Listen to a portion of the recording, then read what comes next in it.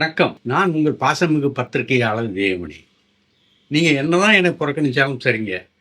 நான் முதல் நியூஸ குடுத்துடுறேன். உலகநாயகன் சம்மந்தப்பட்ட செய்திகள எனக்கு தெரிஞ்ச அளவுல நான் முதல்ல குடுத்துடுறேன். முதன்மையாக குடுக்குறேன். இருந்தாலும் என்ன முன்ன போல உங்களுடைய ஆதரவு எனக்கு கிடைக்கல. இத நான் வருத்தமுடன் பகிர்ந்து கொள்வேன். யாரோட பகிர்ந்துக்கிறேன்?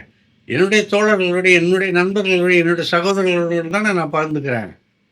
அதனால தயவுசெய்து என்னை ஆதரியுங்க அப்படின்ட்டு ஒரு கோரிக்கையை வச்சுட்டு, இப்போ ஒரு முக்கியமான ஒரு செய்திய நான் உங்களுக்கு சொல்லப் போறேன். முதல்ல எனக்கு கிடைத்த செய்திய சொல்லப் போறேன். கும்பலாங்கி நைட்ஸ்ன்னு ஒரு படம் மலையாளத்தில வந்து தெரியுமா? அதில ஜான் புஷ்கர்ங்கிற ஒரு பணியாற்றினாரு. அவர் வந்து இப்போ உலகநாயகன் கமல்ஹாசன் சம்மந்தப்பட்ட இந்த கதை இலாக்காவுல அவரும் ஒரு பங்கு இருக்காரு அப்படிங்கிற ஒரு தகவல் உங்களுக்கு எல்லாருக்குமே தெரியும். அந்த தரப்புல இருந்து வந்த செய்திய நான் உங்களுக்கு சொல்றேன்.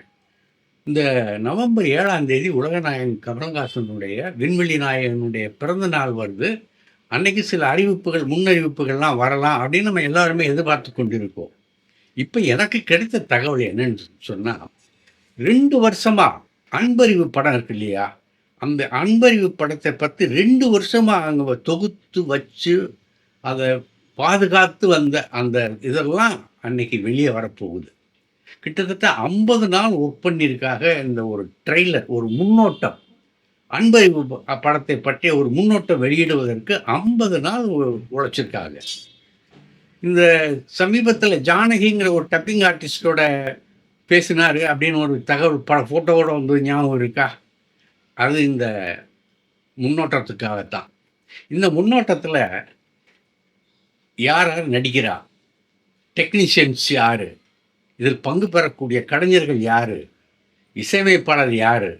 எல்லா விவரமுமே அந்த முன்னோட்டத்தில் இருக்கு. 7ஆம் தேதி வெளியிடப்படுகிற முன்னோட்டத்தில் இருக்கு. அதுக்கு அடுத்து டிசம்பரில் ஷூட்டிங் போகிறாங்க. 50 நாள் ஷூட்டிங். முதல் கட்டம் 50 நாள் ஷூட்டிங். நவம்பர் பாதியில் முடியுது. நவம்பர் பாதியில் முடிஞ்சோன்னா அப்புறம் மறுபடியும் அவர் வேறு வேலைகளுக்கு போயிடுறாரு. எலெக்ஷன் வேலை மற்ற இதெல்லாம் அப்படி இது வருது. சரி, இந்த படம் யாருடைய ஸ்டைலில் இருக்கும் அப்படின்னு எதிர்பார்க்குறீங்க அப்படின்னு சில அதுக்கும் ஒரு விடை கிடைச்சது. ஜான் விக், ஹாலிவுட்டில் ஃபேமஸான ஆள்.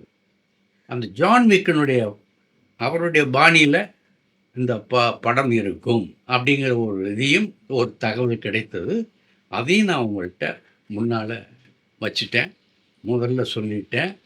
நீங்கள் ஆதரவு கொடுங்க, ஆதரவு கொடுங்கன்னு கேட்டு இந்த செய்தியை மகிழ்ச்சியுடன் உங்கள்கிட்ட பகிர்ந்து கொள்கிறதில் உலகநாயகனுடைய ரசிகன்கிற முறையில், அவருடைய நண்பன்கிற முறையில் எனக்கு பெருமையாக இருக்குது.